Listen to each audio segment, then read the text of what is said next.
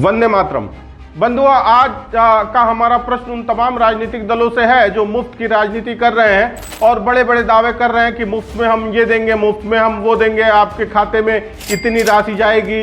अब यदि हम सब कुछ मुफ्त में ही देते जाएंगे तो आखिर संसाधन आएंगे कहां से? क्या राष्ट्र के पास इतने संसाधन हैं कि अनादिकाल तक इन सारी योजनाओं का संचालन किया जा सके?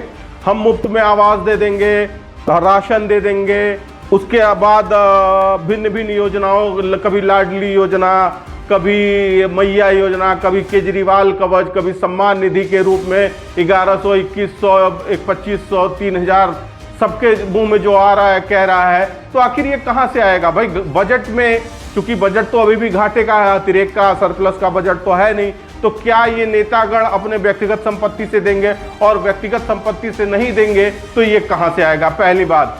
दूसरी बात ये है कि ये सारा कुछ करके हम कहीं ऐसा तो नहीं है कि एक ऐसे वर्ग, एक पैरासाइट, एक परजीवी वर्ग का आधार रख रहे हैं। भाई अगर किसी को भरपेट भोजन मिलता रहे, घर मिला रहे, तो वो काम क्यों करेगा?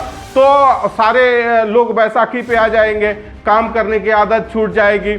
तो क्या एक अगर हम कहें कि by all these means we are just feeding the grasshoppers, तिलचट्टों का हम पेट भर रहे हैं, ऐसा हमें प्रतीत होता है।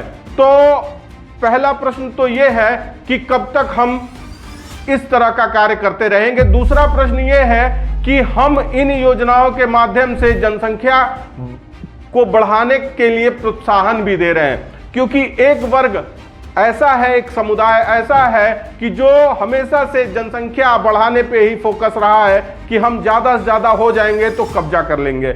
अब उसको एक तरह से ये एक प्रोत्साहन की तरह है कि वो जनसंख्या बढ़ाएं और हम उनके बच्चों का पालन पोषण करें, यानी कि सरकार करे और हम करें, जिससे वो और ज़्यादा बच्चे पैदा कर सके। भाई पहले ही उनको चिंता नहीं थी अपने बच्चों की कि बच्चे खाएंगे कहाँ, पढ़ेंगे कहाँ, भाई उनको तो बस बच्चे पैदा कर देने हैं। अब चूंकि सरकार ने उनकी जिम्मेदारी ले ली है तो वो प्रोत्साहित होकर और ज़्यादा, जो 5 करते थे वो 25 करेंगे। तो ये जो परंपरा है ये कहाँ तक जाएगी, कहाँ तक जाएगी और कब तक चलेगी, ये सोचने की आवश्यकता है। और हमारा प्रश्न स्थापित व्यवस्था से है कि इस पर क्यों न रोक लगाया जाए।